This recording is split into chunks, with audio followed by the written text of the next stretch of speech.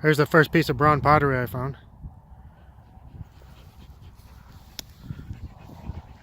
I'm on a hill called Phillips Hill. It's close to the highway. The newer highway built in the 50s. But the older highway comes through where these houses are over here. It was built in the 30s. And this would have been the first ridge you would have hit, or first big ridge coming north out of El Paso. So I'm pretty sure this is well searched for arrowheads. I never really found much up here, but there's a lot of pottery. Hopefully I'll find some more. I haven't been here in quite a while. Hopefully the rains wash some stuff out.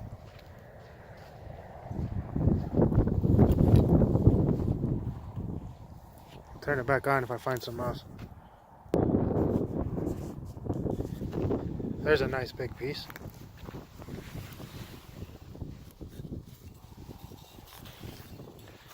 You can still see the lines where they were scraping it flat when they were making it. They'd make these out of coils, clay.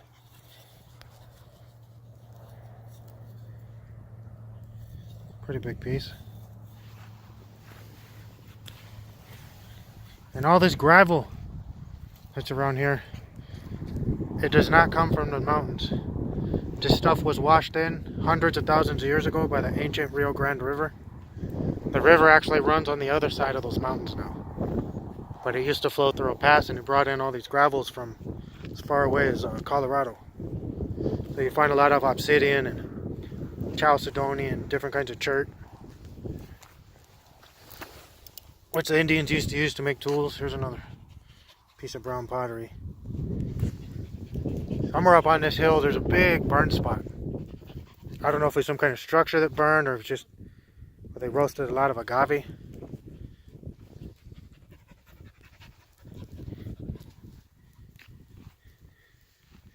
They used to harvest these green agaves called agave lechuguilla, which means a bunch of lettuce in Spanish. It's definitely not like lettuce. Real sharp. If you fell on them, you could probably impale yourself, even pierce your lungs, I would think. But they grow all over the mountains, and if you roast the hearts, supposedly they come out real sweet. I've never had it. I've never seen it done. I've just read about it.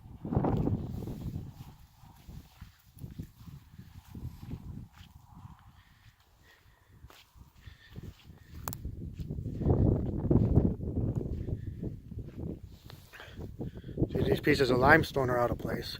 These would have been brought in by the Indians. Look, there's another big piece of pottery.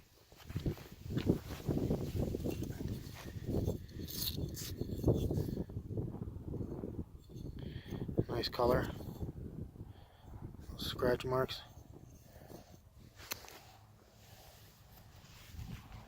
See, these kind of rocks are out of place up here. These are definitely brought in for like roasting pits. The soil is kind of blackened right here too.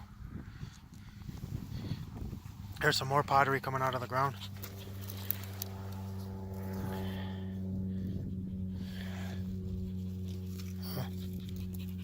Looks like those two go together. Maybe. No, maybe not.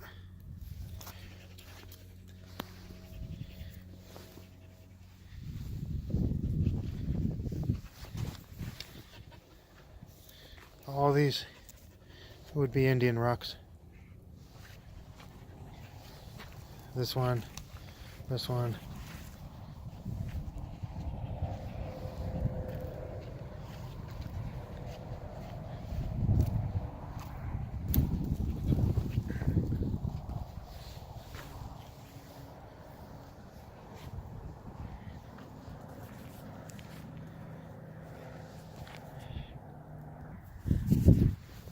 So here's a chipping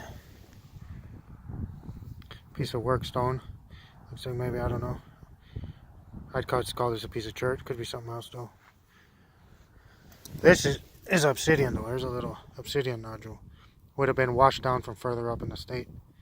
Maybe up by the Valles Caldera, which is a super volcano in northern New Mexico. They would use this for making scrapers and arrowheads, spearheads, things like that. Breaks like glass.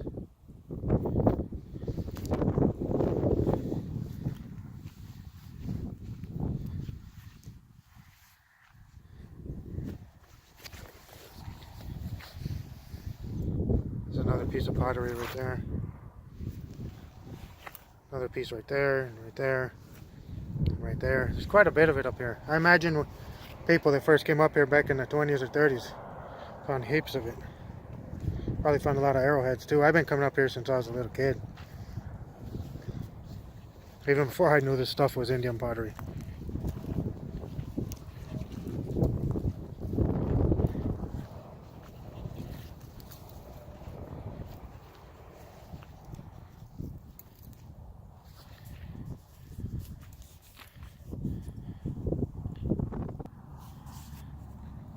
Here's an area that has a lot of fire-cracked rock.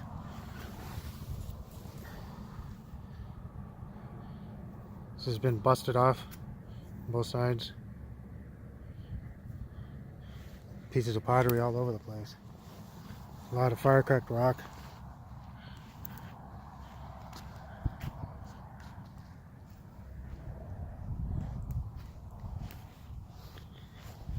And here's some piles. Some of the real roasting rocks are still piled up. This little pile right here. This pile over here. And the whole ground's black here. All the charcoal. And they could have used this site for hundreds of years for roasting agave.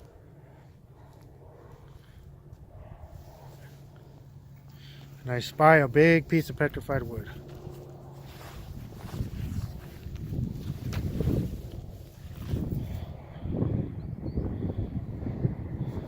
Washed down with the Rio Grande gravels.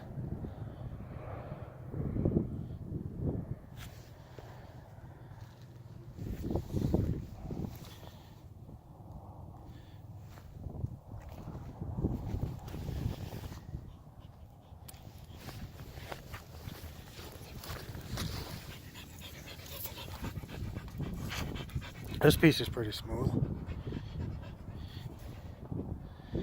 Almost like it's still has some of the polish on it. Hasn't been completely weathered away yet.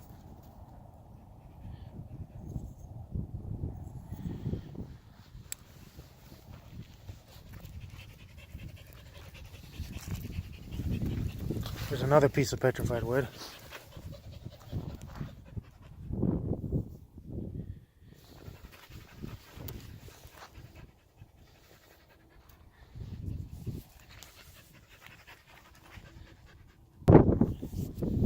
This whole little area right here, probably under all this, because here's some more that limestone fire cracked rock. This whole area is a roasting area. There's brown pottery in this, just thick with all the rocks they brought here over time. And then these rocks get used to get really high heat, and these fires, and it cracks them, breaks them apart, just makes them look different. It looks different than if you got fresh rocks from the mountains.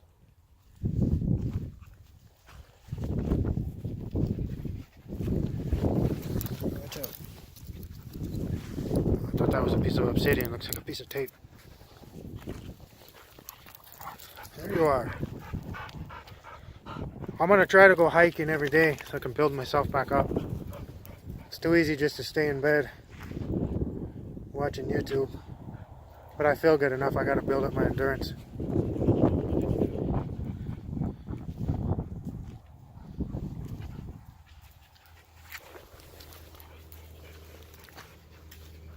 That's a dog or what? Coyote? Probably a dog.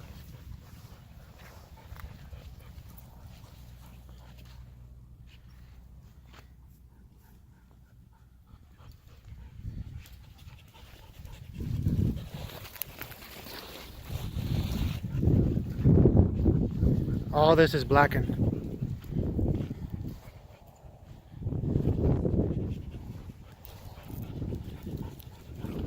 My theory would be that this hill was used for, like I said, harvesting or roasting the harvested agaves.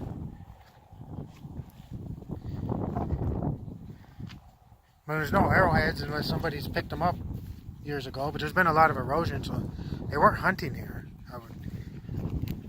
Or not much. There's no scrapers, so they weren't,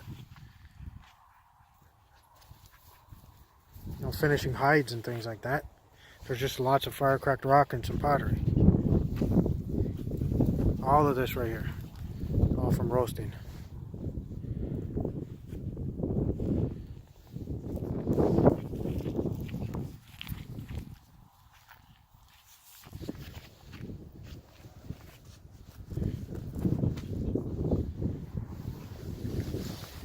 Here's a piece of obsidian.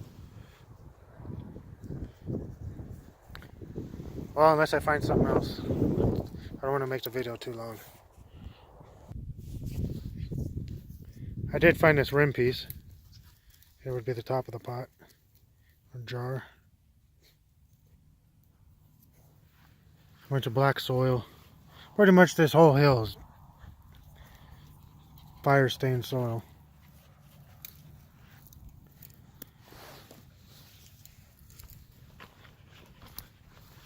And the old highway goes right where this dirt road now is, over the top of it. Comes from El Paso and goes all the way out to the mountains out under the army base. And the army used to train here too. There's old like little dugout bunkers, and you'll find 30-06 blanks and stuff like that all through the desert everywhere out here. I don't know if you guys can see it on the camera, but right over there, I'm trying to line it up. There's a snow-covered mountain. It's about 100 miles away.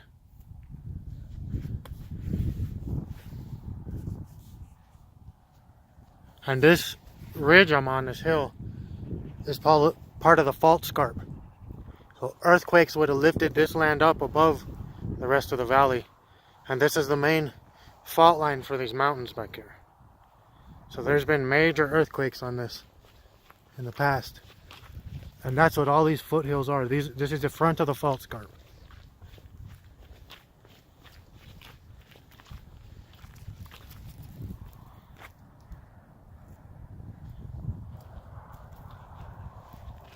I've read in some of the geology studies that they've guessed of up to 30-foot movement at times on this fault scarp. And of course, rain and stuff washes these things smooth again.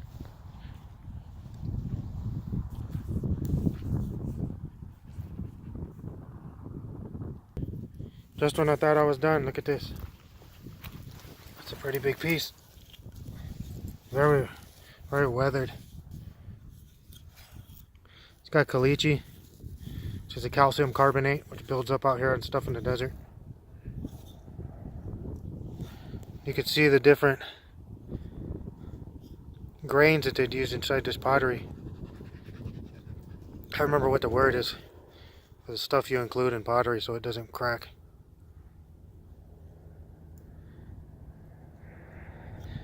Little pieces of granite. I know they used granite and some other things.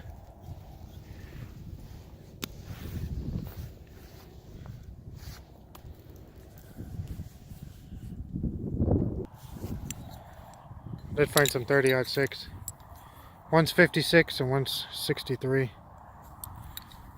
A nice piece of copper. I'll definitely take that one. Nice thick piece of pipe.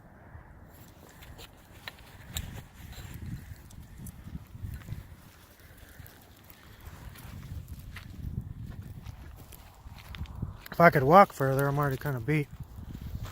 The old highway keeps going. And there's an old bridge that's out that they blew up. When they built the new highway, they blasted 90% of the bridges that went across the arroyos. And there's a pretty big arroyo that goes over there, and people used to dump a ton of trash all along the road over here, down into that arroyo. But that's for another day. That's a bit too far.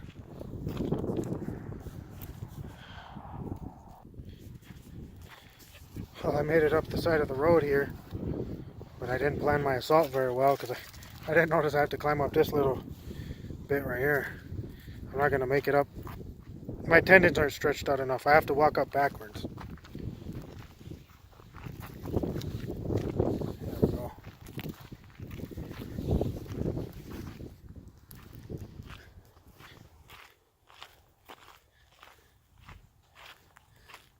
This is the side there's a lot of trash from the modern era on.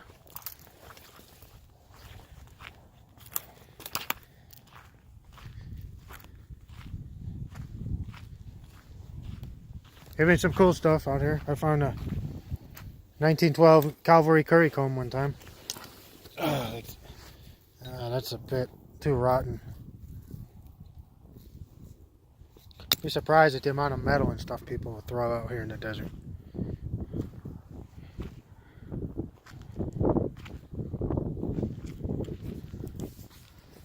Oh, that's about it. I don't want to make this too long. It's already too long.